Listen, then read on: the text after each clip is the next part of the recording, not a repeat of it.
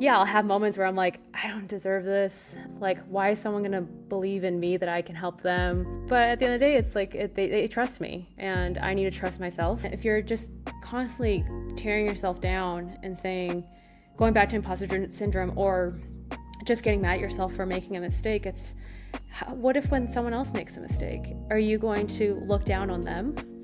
Hey everyone, welcome to the Highest Version Podcast. I'm your host, Rainey Philivong, and on this podcast, we talk about falling in love with the process of getting better every day and becoming the highest version of ourselves. Today's guest is Kristyn Mark-Aglugub. With 8+ years of experience in interior design, Kristyn launched her own interior design company, Mark Design Co., in 2020 during the pandemic.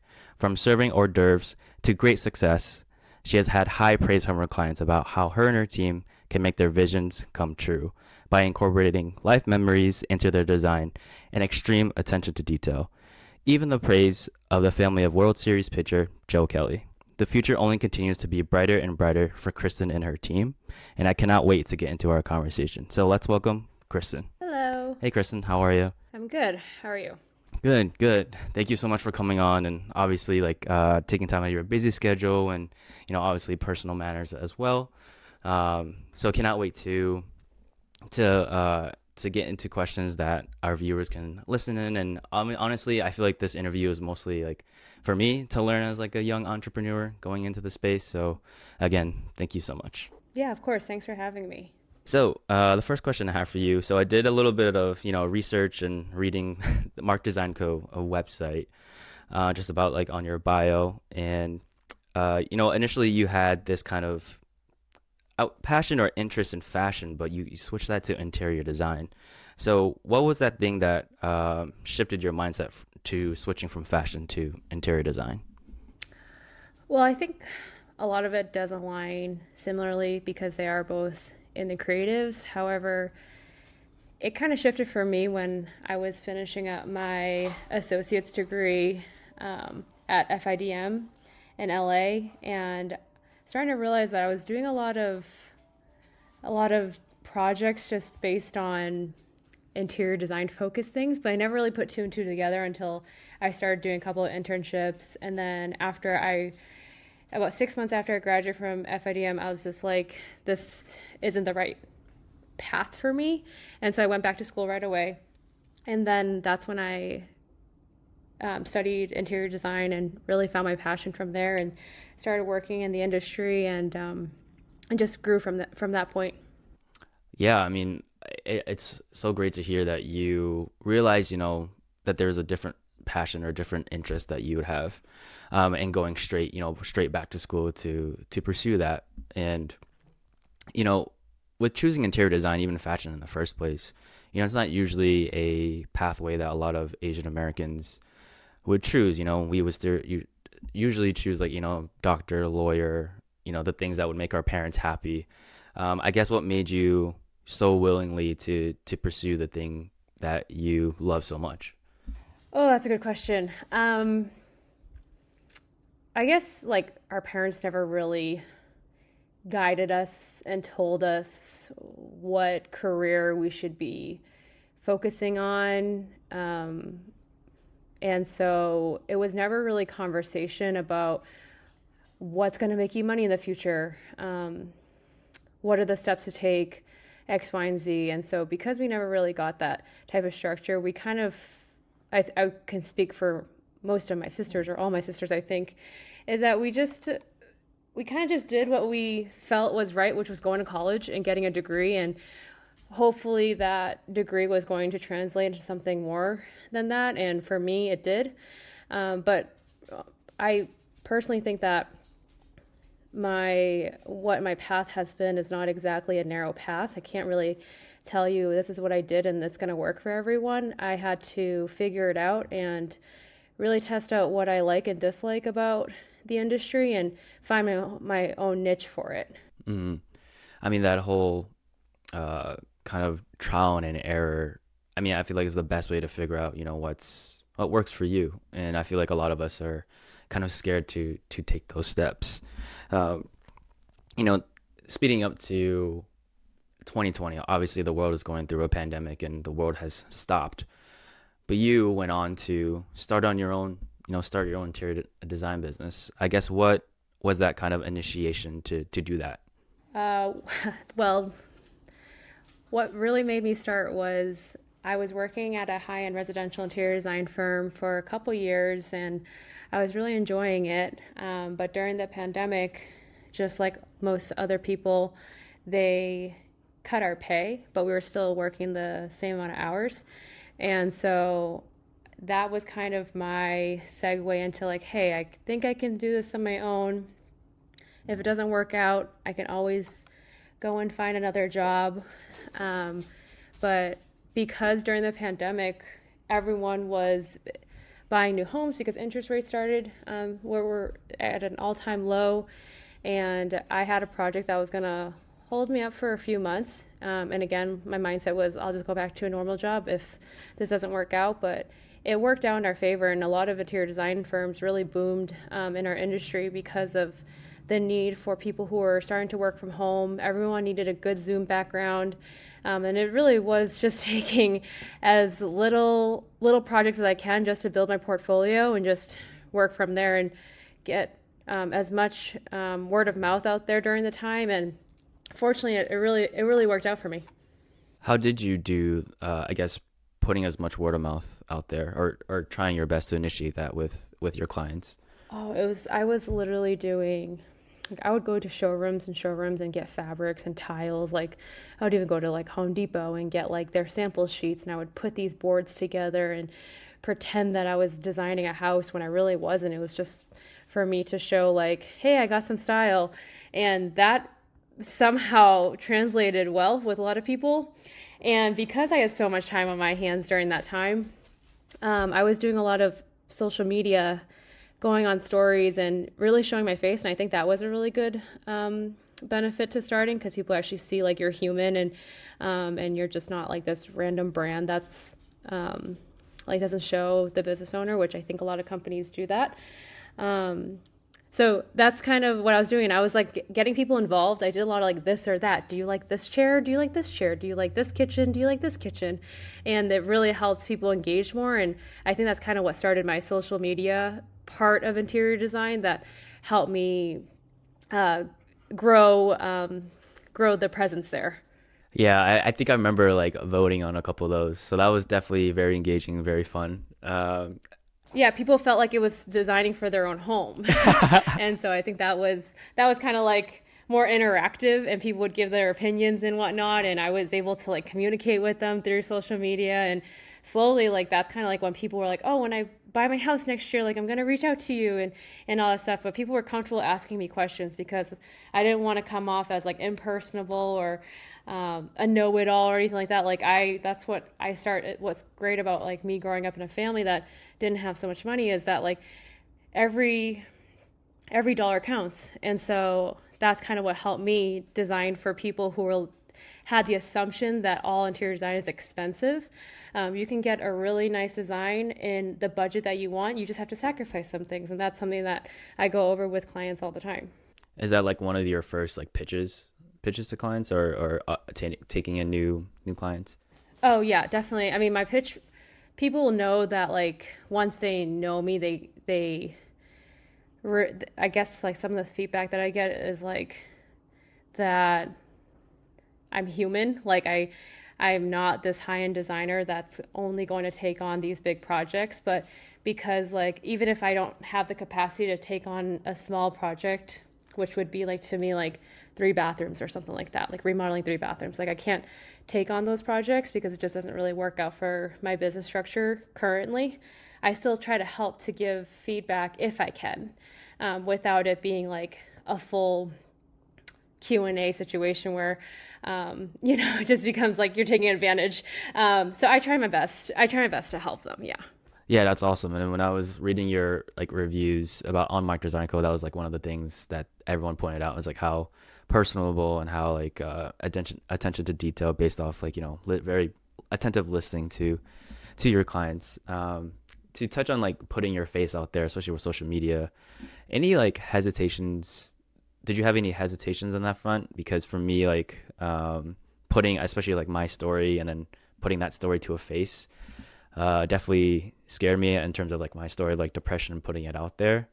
Um, and obviously it takes a lot for us to kind of put ourselves out there in a world where there's a lot of people that don't know who we are, and getting them to follow like this journey, or what our business is.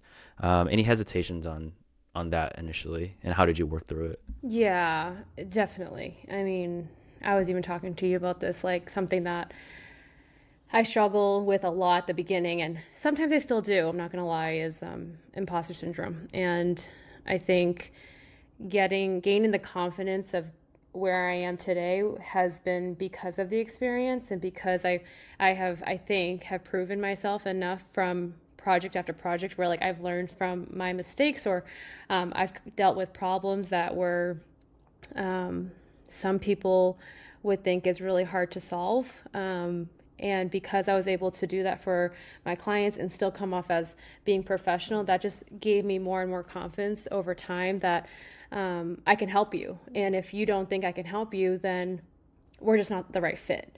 And I think, with your business as well, it's like you can't help everyone. It's like they need to know what your purpose is for them, which for me is to like help you live better. And if you don't get that, then it is probably not the right fit. I'm not the right designer for you, as like maybe you're not able to help some people because you haven't been, maybe you didn't experience it or something like that. They really need someone to resonate better with them. And so I deal with the same things with my clients as well. Yeah, I mean, the whole idea of imposter syndrome, especially with all the success that you have seen, it's kind of crazy from an outside perspective to feel like, oh, like you don't feel like you deserve the success that you said that you felt. And when you said that to me, it kind of reminds me of Michael B. Jordan had he said that as well, like how he's become a successful actor, but growing up in New Jersey, like how come he was the one that was full of success, and how come everyone else that he was friends with didn't go in that same direction. And I feel like that's kind of like that kind of whole feel of imposter syndrome. So in those times that you do feel imposter syndrome, how do you usually deal with it? What are ways that you've been able to tell yourself like you do deserve this and you are doing incredible in what you're doing today?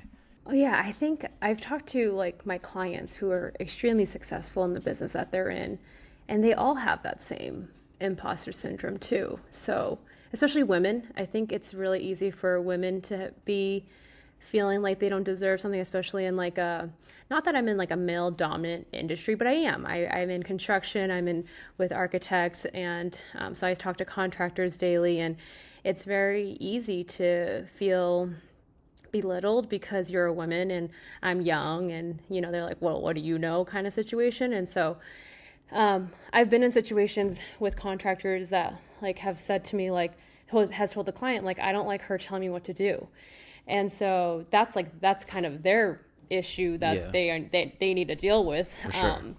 And because it's more equal, I would say, in our industry, it has become easier and easier to talk to contractors because I'm more confident. And I think that kind of goes back from your question of like, how do I deal with the imposter syndrome? It's like, I'm a lot more confident now. And part of it is having really, really good mentors that have led me to believe in myself, especially with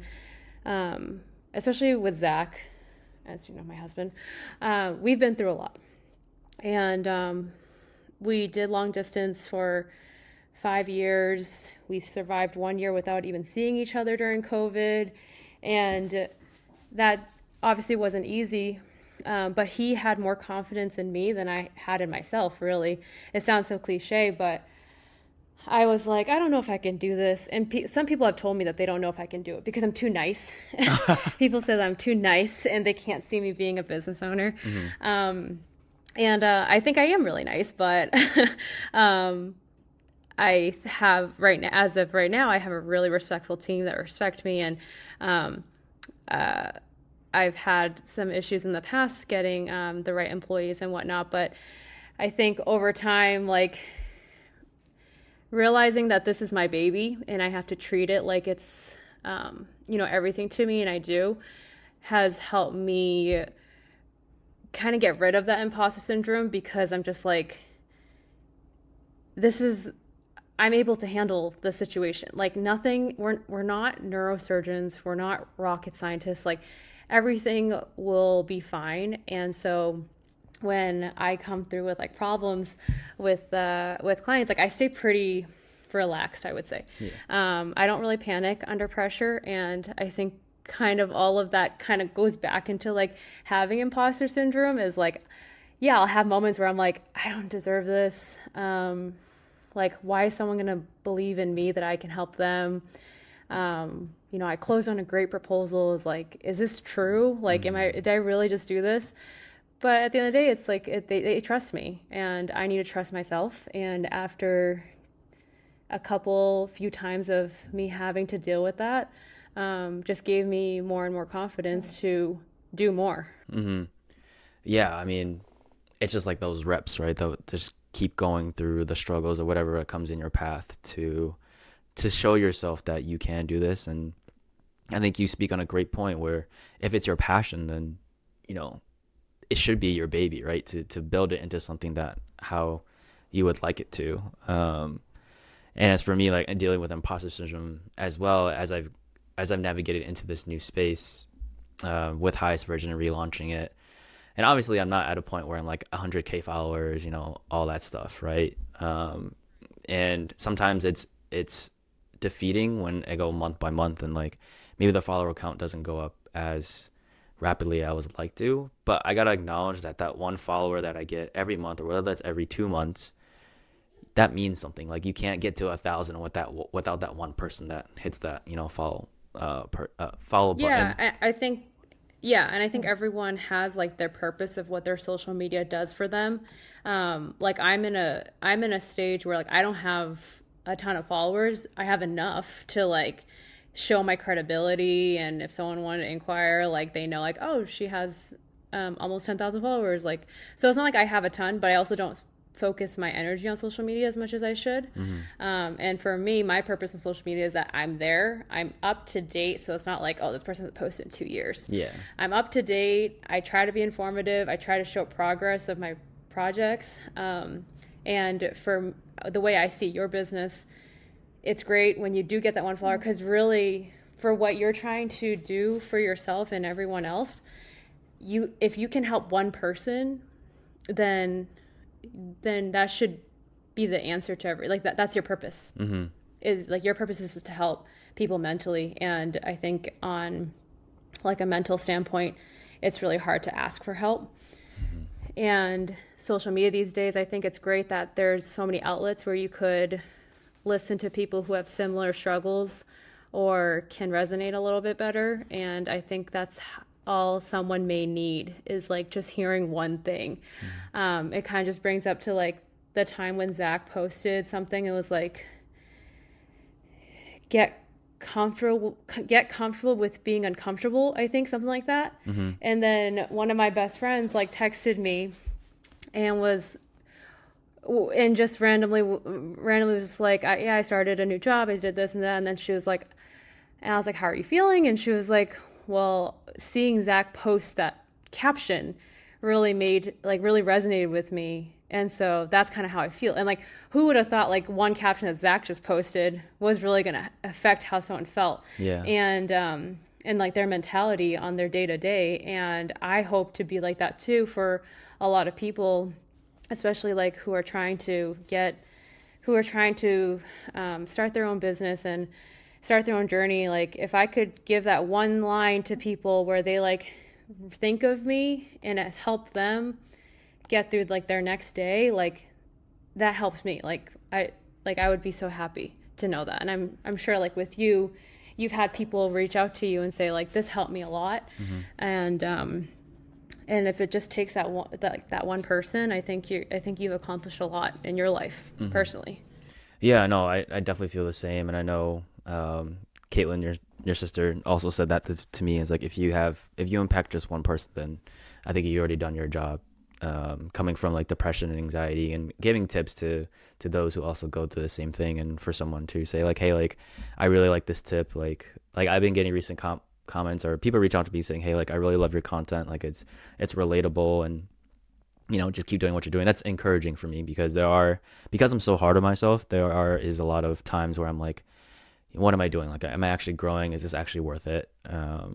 But I know that stuff is not going to happen overnight. So to actually go on a story of, that was also, I believe also in your bio, was that, you went from serving hors d'oeuvres, to actually being featured in a CDM home tour. So the first question I have is, just the significance of a CDM home, just because I'm not familiar with that. And then I guess how that full circle story, like how did that make you feel?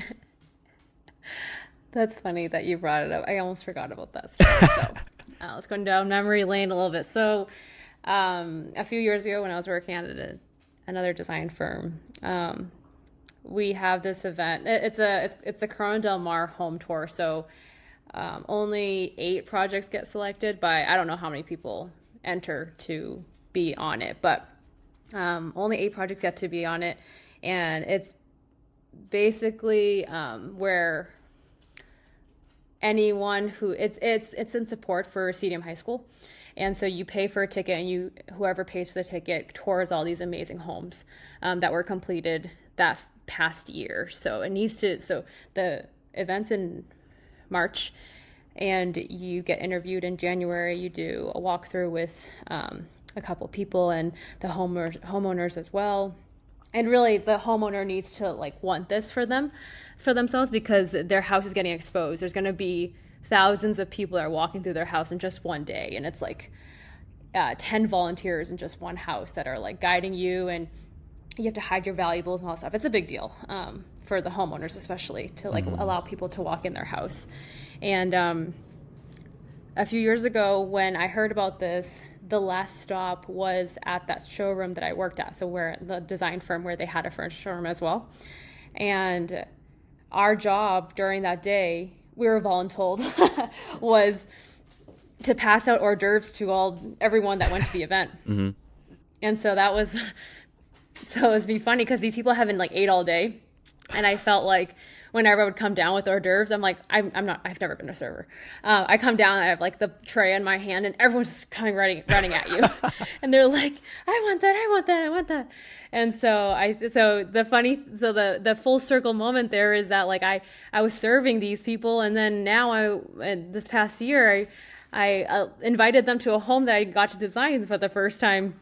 And that was very, very humbling to have that experience, to meet a lot of people, them complimenting your work, and just showing off what we worked really hard on for, I think it was 2.5 years of that project. It was a full home remodel. It wasn't a new construction project, but I love that project. I miss it. I wish every project was like that because of how involved I was able to be in that whole process. And really, as that project was the pivotal moment that really changed my career, not because of that home tour, but because I learned so much from that project as a designer, as a business owner, as a client, even as a person. I think it was really helpful for me to get that experience, because that allowed me to have the confidence on designing homes that were in the surrounding areas where wow, you did a house on that street. And I'm really fortunate to knowing those clients, because they interviewed me and other people, and they felt a connection with me because I was personable, and they knew that I was going to be not just taking the wheel and designing it. It's going to be collaborative, and that's what the homeowner wanted, because the husband actually in this case was extremely creative. He loved to travel, and so he wanted someone that was going to work with him, that he can be part of it. And that's why that collaboration really worked out for us. And they allowed me to submit the home and the home tour because they wanted my name to be out there. So I'm just super fortunate to have clients that are like that support me so much, that are willing to allow these thousands of random people to go into your house, just because they wanted my name to be out there. And it was successful. Yeah, I didn't know that it would just be in someone's house. I think that's kind of crazy. That is kind of I thought it was just a showroom type of thing, but no, that is crazy. Just let people walk through your house because of that. But the fact that they did it to put your name out there is very very heartwarming, but also shows having great mentors and having just people word of mouth, help you out on your journey is a big thing. Speaking of clients, I know I mentioned this in the introduction, but obviously you've done a project with Joe Kelly, who's a World Series pitcher, won the World Series with the Red Sox and the LA Dodgers. I guess, how was that experience? Because when I watched the video, I know I teared up a little bit. It's very heartwarming just to see how they reacted. And obviously, I think that was like a very, I think, personal another full project circle moment. Yeah. Yeah. Yeah. I mean, another full circle moment because like I knew Joe Kelly for when he was pitching for the Red Sox and his infamous face and the whole fight and everything like that. So like I knew of him. Would I have ever thought I would design a house for him? No. That kind of came in like a small world situation. I was referred by a realtor that was following me, that knew me because I designed one of their friends' house. And when Ashley, Joe's wife, reached out to her, it was like, hey, do you know any interior designers that can help me? And she sent her my name. And I didn't even know this realtor too. So that's the power of social media too. I didn't even know her well, so I think we just followed each other, but never talked at that time. And she sent her my contact, and it really, like, I did a consultation, and it was initially started as like new furniture, couple of room situation. I was like, oh, I don't know if the distance was far for my office. It's like an hour drive without traffic, so I was really like contemplating on whether or not we could, like, if it was feasible for us to take on. But then once we talked a little bit more about the project and what she really wanted at the end of the day, I don't know how, but we kind of all convinced each other that she was going to do this full remodel. And so that's what happened. We did a full remodel and a new addition. So because their family, they have 4 kids now, and they've always just kind of complained like just not having enough space and whatnot. And I was like, well, we can't just do furniture to solve this problem. So we talked a little bit more about like if it made sense financially, realistically, timeline, since Joe at that time was pitching for the White Sox. I think he got traded that year or something like that. He was on the White Sox, so she wasn't going to be around. So we're just like, doesn't make sense to do it. And you know, thankfully enough, we realized that it was a great time to do it because they weren't here, and we were able to get, you know, a team going together that was able to do the plans and permitting and all that stuff. And it was one of the best projects. So that project that I talked about before this at the SEMA home tour, that project completed in 2022, and then this project completed earlier this year, but technically 2023. So like I've been fortunate enough to have these projects that have filled so much of my every interest I have in a project, and that one was my project of the year, I would say, because it was so fun, so unique. Ashley was so open to different things, and she wanted to bring that California lifestyle into all of the patterns and that we were selecting. So there's a lot of checker prints, kind of reminds of like Vans a little bit, a lot of like palm trees. So it was fun and out of the box and not what you typically see in a lot of projects. So even to this day, like I get so many people who just love that project because most people wouldn't design their house to be like that because they would feel that it's not them. But this house was like so their family, everything about them. And we're still working on their exterior, and we should be done with that pretty soon. But we like a basketball court's getting put in, a pickleball court in that basketball court is also incorporated in there, and there's just turf. Like it's the ultimate play zone for their family, their growing family, to have all their friends there. Yeah. You literally don't have to leave the house anymore because the house is all remodeled. There's enough rooms.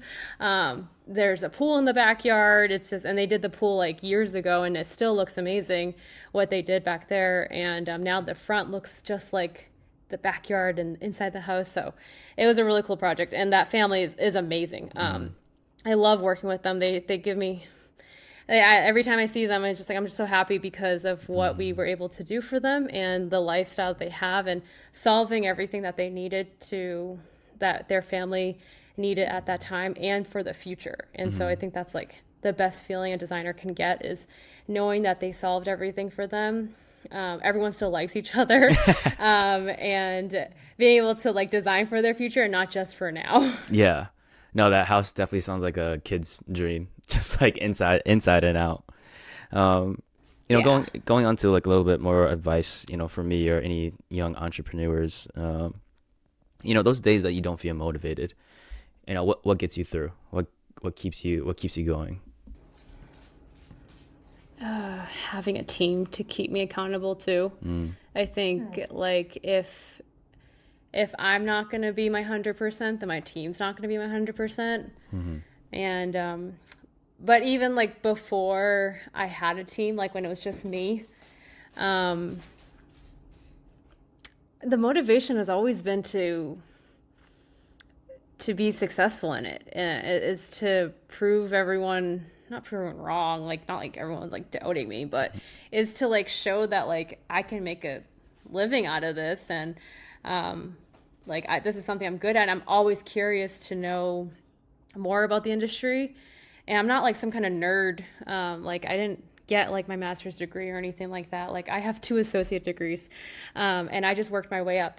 I don't have like the story where I studied for years and years to become the designer that I am today. And so because of that, I had the curiosity to like learn more, and be a great designer, and at the same time like be a good business person. Like it's great to be like, oh, I design these homes, but like if you're not making money at the end of the day, and this is my my income aside from Zach's, like if this is my primary income, like I can't just be playing around. And so I think because of that, like that's what gave me the motivation to be like, I'm able to make this as a make this business like help me make money and help others too, such as now having a team and being able to support them as well. And I think that's kind of what motivates me the most is like, if I'm just going to drag my feet all day, how can I expect that we're going to make money? How can I expect that we're going to continually get new projects? If I drag my feet, like, because I'm such like a big part of my business, even though I have 2 people that help me, like full time, like I still am the face of it. I'm the one that's managing the projects, essentially managing the clients, managing the contractors. Like I need to know what's going on in each project. Yeah. And so because of that, that's kind of like, if I step away from, like I can step away from it. I'm not like I have to work 80-hour weeks. Like that's not me at all. I did work long nights because I did a lot of tasks before that would require more time. But once I hired out for those, like it allowed me to focus on other things in the business. And like, I can't say every day I'm like ready to go, but like there's definitely some successes along the way where you kind of just get excited for more to happen with your projects. Like the moment we get a new project, it's exciting again. Then we go down like every project has its own, it's like a roller coaster. You design so much at the beginning, and then it slows down, and then it gets busy again, and it slows down because of the projects. It's taking a while to get permitting, whatever it is. So at times it may feel a little down. You're just like, what can I do now? But like we stay busy. There's always something to work on. And so like we had a slower end of the year this year because of elections. Yeah. And a lot of people were feeling it at the same time because a lot of business owners weren't sure like whoever got elected was going to affect their business in some way. Right. And so a lot of people were kind of just holding their monies for a little while and not wanting to do much. And so I think that's so that kind of slowed down the motivation. But then once that happened, we're like, okay, what can we focus on things that we weren't focusing before because we were too busy. Right.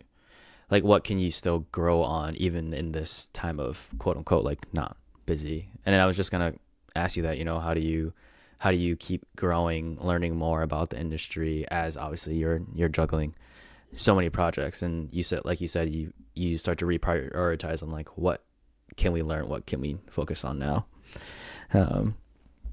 So any piece of advice that you can give to entrepreneurs like myself on just this very baby phase of starting their own business? Stay consistent with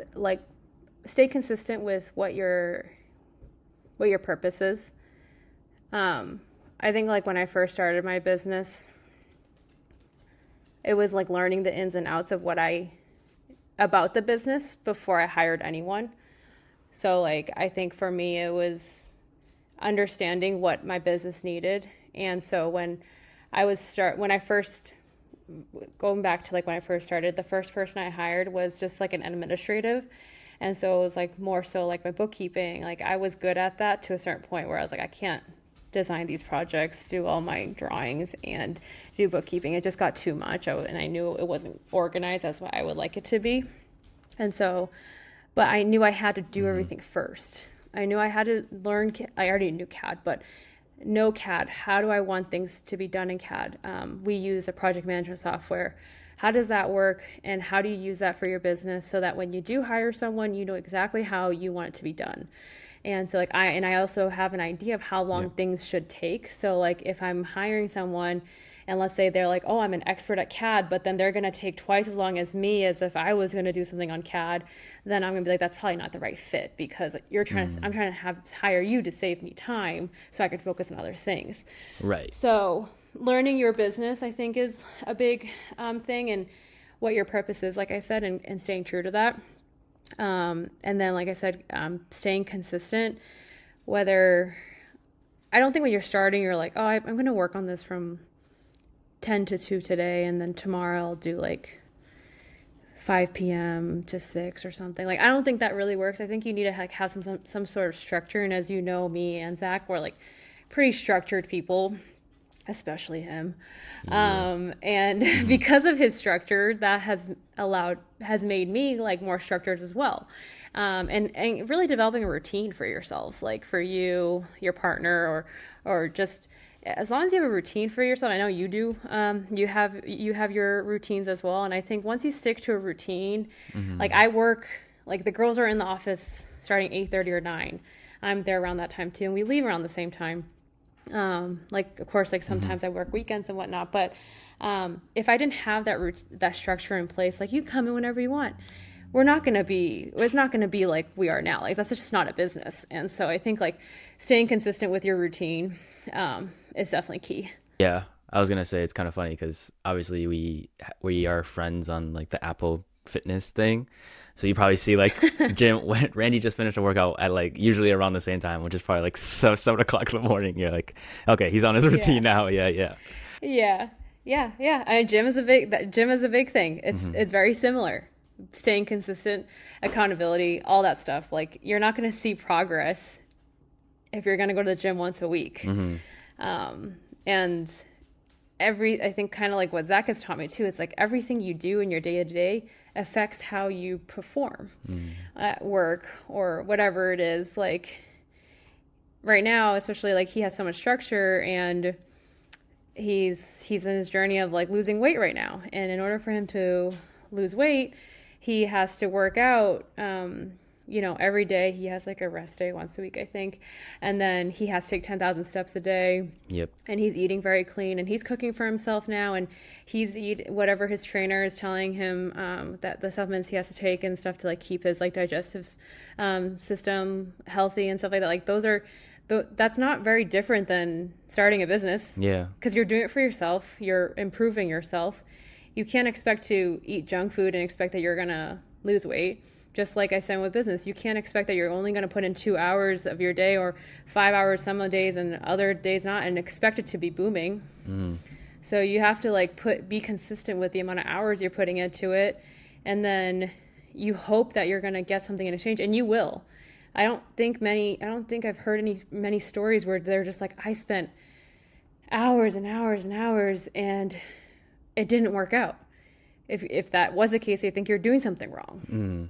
It goes back to fitness. If you're gonna say you spent hours at the gym, but you're not like really knowing why you're working out, like what you're focusing on, like I think that's a big thing. Like that, like Zach has taught me too. Like I would just like when I used to go to the gym, I would do the same workouts and just be like, all right, this is what I know, the machines I know and stuff. But then when I would go with Zach, he'd be like, you just worked out the same thing, but on a different machine. So how are you supposed to be like working on your full body if you're still doing the same thing? So, I think like, again, I think it just goes back to they somehow relate to each other. Yeah. Between starting a business, staying mentally focused and, and being nice to yourself. I think going back to, your purpose and my purpose and what you were talking about, and anyone's journey of doing anything that they're starting new, is that you're going to be uncomfortable. You're going to want to quit. You're going to ask yourself some days, like, is it worth it?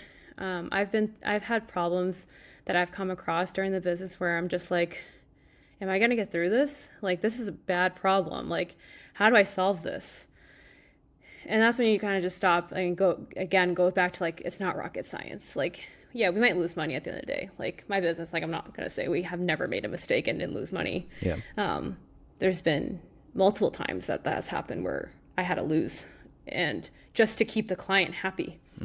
And that's really what's going to differentiate your client and someone else, where they're going to be like, oh, Kristyn made a mistake, but she owned up to it.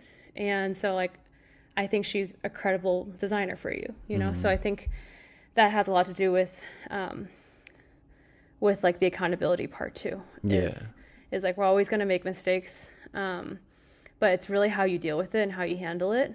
It shows what type of person you are and allows you to grow into being a better business owner, individual, really everything about your character.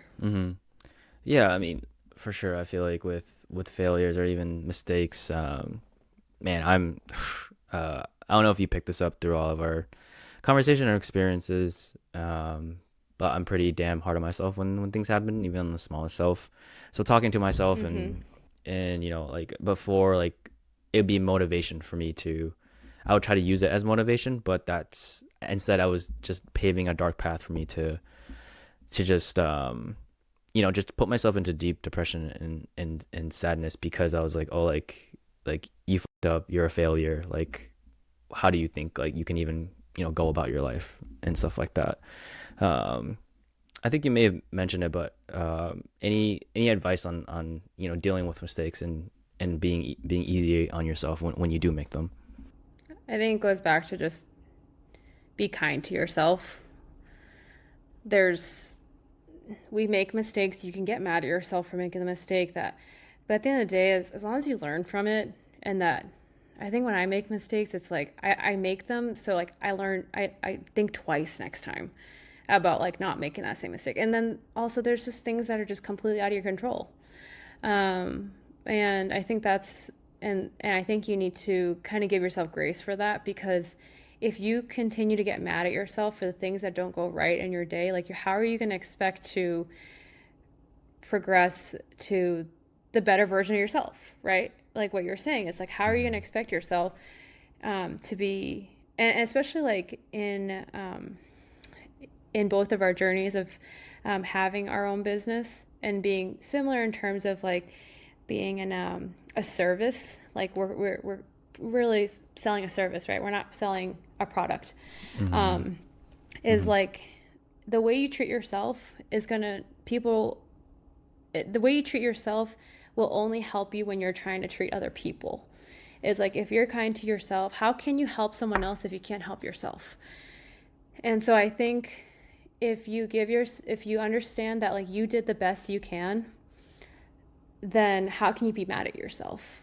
Because unless you're giving, and if you're just constantly tearing yourself down and saying, going back to imposter syndrome, or just getting mad at yourself for making a mistake, what if when someone else makes a mistake, are you going to look down on them?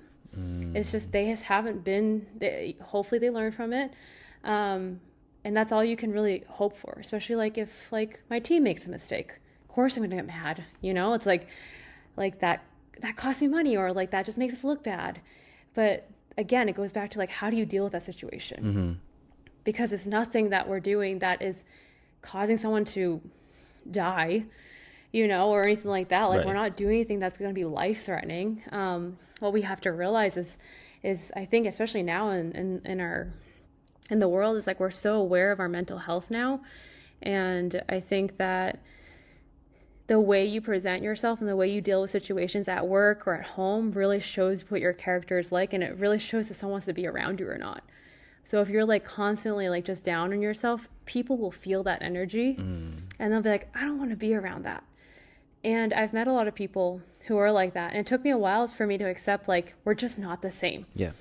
Like, we're just not a good vibe for each other. And that's okay. Like, some people are that way, and it's fine for them to be that way. But like, if it's going to affect you mentally and affects your work or your day-to-day or how you treat your spouse or just anything else like that happens in your life, then it's not good for you. Mm-hmm. But I think it goes back to, again, like, the way you treat you can't help someone else. I can't be a good boss to my girls if I'm constantly letting myself down. Like, oh, I should have done it this way. I should have done this. But when they do make a mistake, or if I make a mistake, they see how I react by it. And most of the time, at the end of the day, I'll get a text from them or something. If something happens, they're just like, hey, I'm so sorry about what happened. And like, I'll learn, I'll know better next time and stuff. And that's all you can really hope for. Yeah. And I think that's important, that you have to like really like tell yourself too, is that like, as long as like when I make a mistake, I'm acknowledging it. I'm mad at myself. I might not want to talk about it, but I realize I have to move on from it, because if I dwell on it for too long, like, I'm just not going to be progressive, and it's just going to make me feel more and more defeated. And I just don't feel good about my day. Yeah. Like, if me and Zach, for example, like have an argument and we go to sleep mad, which is not that common, but like if it does happen, like I feel like shit in the morning, and he does too. So it's just like, if you're not being nice to them and you're not being nice to yourself, I can't wake up and feel motivated to like be the best person I can be for my clients, for my girls, for my dog. Yeah. He knows. He knows. Bo really does know. He knows. Yeah, he does. He gets stressed out. No, I think that there was a lot of great things that you said. And, the unfortunate thing is that life will move on regardless if you do, dwell on that thing. And, you don't want to be outpaced in that certain circumstance. But I feel like a lot of what you just said, like, something for me to like think about, especially as I'm going through that journey. In this way as an entrepreneur, obviously there's a time where you have to work a lot, but how do you balance that kind of personal life and business life? It's not that hard for me because Zach and I are both homebodies. And so like my personal time is really, I would say the last 6 months or so, I really valued like coming home from work and not working after work. And just, even if it's like sitting on the couch and watching TV or something like that, like I didn't realize how much that was helping me, because when I used to work at night, I would dream about work. And so if I'm dreaming about work, I'm stressed out, and I'll wake up and feel like I did not get rest. And I think that was really affecting me. But anyway, to your question about like, how do I balance the two? I try to keep weekends open, but really like what my goal now, I was telling Zach my 2025 goal is to have slower mornings. Like I don't wake up super early, but when I do wake up, I'm instantly checking my emails, instantly like thinking of work and doing all this stuff for work already. Like even though like my brain hasn't even like turned on yet, and I'm already like answering emails, whatever, text messages, thinking of what my day is looking like. And instead, I want to lay in bed. If I am still doing those things, I'm not rushing myself to like get up out of bed and get ready and call people at the same time. Cause I do that now. If someone needs me at 7 a.m., like I'm answering a phone call. Whereas like a lot of people will be like, nope, I don't work until 8:30 or 9. Like, don't call me. Don't answer. I'm not going to answer till then, which I totally respect people doing that too. So because of our next chapter in our life, which is a new baby in May, I think that I know my time is not as, I don't have the freedom as I do now. So I'm really, really trying to take that in. Everyone says it too, obviously. It's like, oh, enjoy your sleep now and blah, blah. So I'm really taking that to heart, because like, why do I have to rush to work every day when like, if the work doesn't get done, like I'll work, and not that I'll work a little later, but like it will get done, eventually. And I think I have to be kind to myself and understand my body, that doesn't need this go, go, go mentality, and that like I just need like that little bit of time in the mornings to just relax. And so a lot of like going back to your question, a lot of it is separating myself from like business with personal, is that like my personal is really personal now. It's like really like myself, Zach, Bo. It's like really appreciating this time now. Everyone always says, once you have a baby, you and your significant other are gonna like, it's gonna be so different. Like it's gonna be good, but it's still gonna be like, it's just not the same. And yeah, no kidding, it's not gonna be the same. But like I value my talks with Zach at night, and I value the time we get to spend right now. And I know for our next chapter too, we're both so excited. So right now, like separating myself, the challenge has been to separate myself in a way of me doing stuff for myself and not feeling like I have to be constantly making plans with people. And I think also like making plans with people, you learn over time is like you only need a few people a few good people in your life. And I think there's like this constant pressure of like making sure you're still friends with that person, or like checking up on them. Like I was never good at keeping up with people. Like I can tell anyone today, like the moment I'm like, oh, I haven't talked to them in like months. It was kind of like that. And so I think like I stopped that expectation, and the people who matter to me most will understand that. And that like I have a couple of really good friends that I still see regularly, but if I don't see them for a month, it's totally fine. And that's all we really need. I don't need a lot of people to feel fulfilled in my life.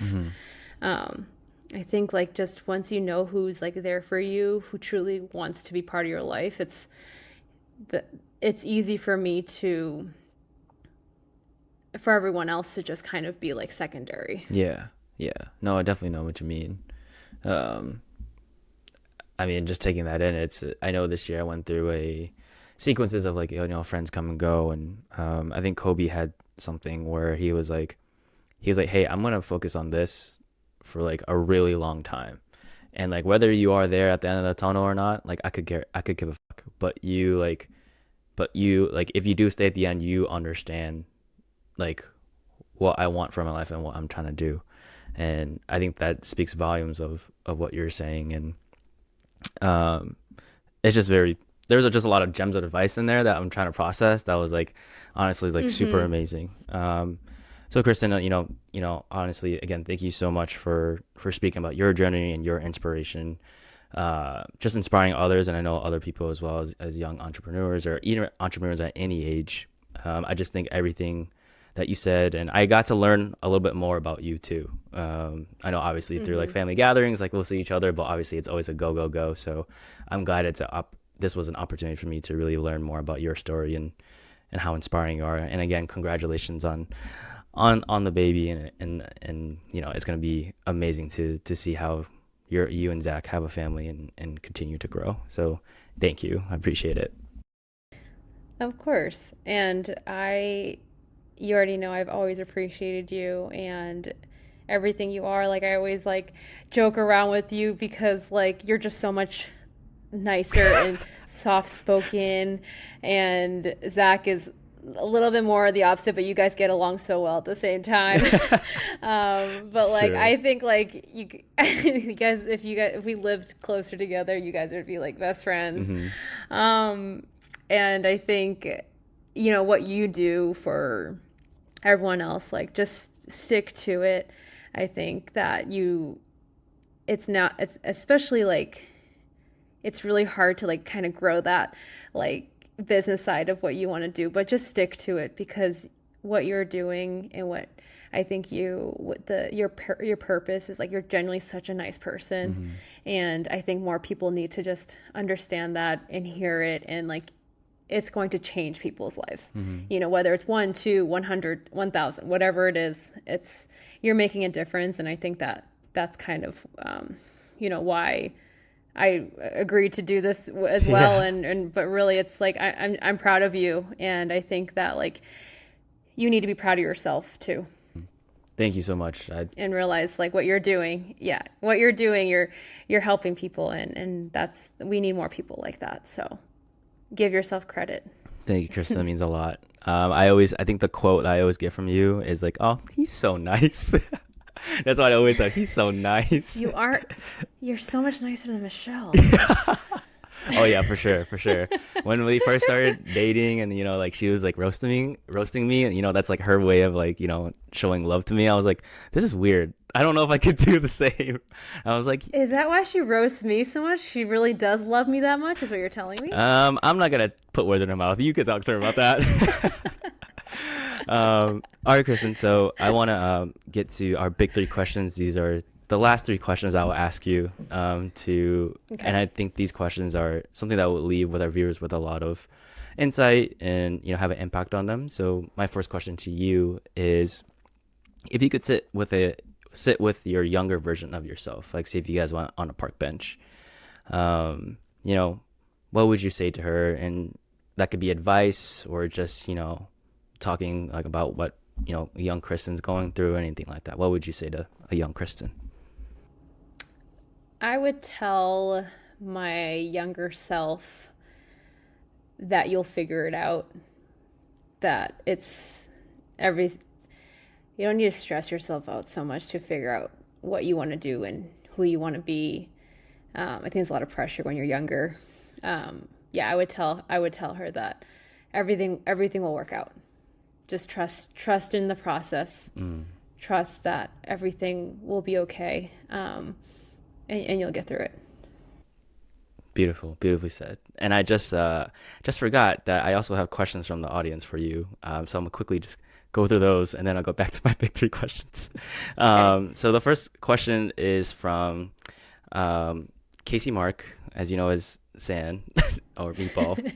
She says, "What is your favorite thing about Meatball?"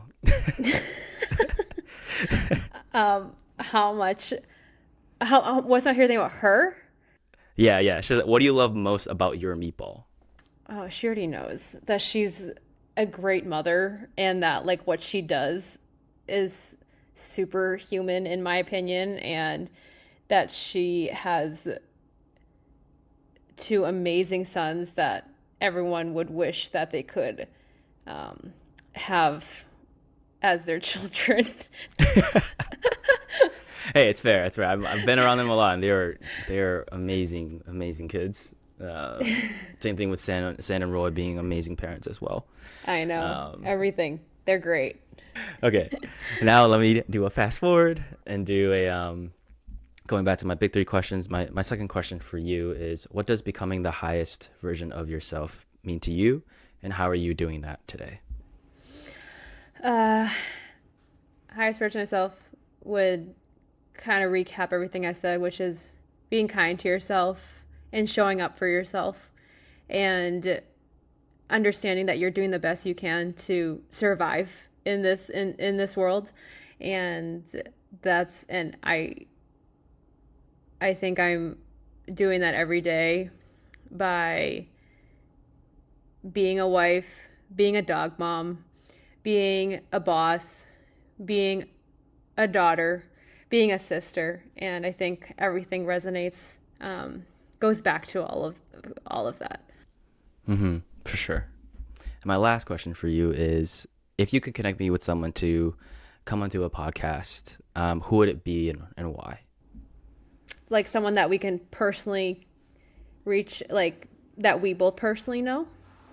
I wouldn't say both personally, but someone that is in your network that you think would be willing to come onto the podcast and kind of speak about their story that would inspire others. You've already talked to Zach. Yeah. But Zach, I mean, everything about him, I think, is a reason why I am the way I am too. And I think I feel like even after listening to your podcast, there's so much more to like delve into, like between you and him and like his journey and everything else that he has been through. But I think Roy is a great one to talk to because of what he has been through. But some people, maybe it's not, it's hard to it's really hard to talk about your story, no matter what it is. So, he would be my second one. I don't know. I think those are my two that I think would be great for your podcast. Yeah. I think for someone who's worked on themselves mentally and live by it is Caitlin as well.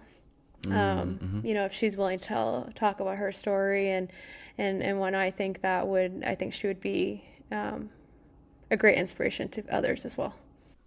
Yeah, for sure. No, I definitely have heard some of their stories, and I think that would be great. I think that'd be amazing. Anything you want to plug in before we sign off here? Just like, future, what the future for Mark Design Co. looks like, anything that you're working on, anything you want to, put out, social wise, anything like that. I hope the last 5 years of my business is a reflection of the next 5 years. And so I'm hoping that we're able to grow the business and brand, and continue to be able to live like my dream job.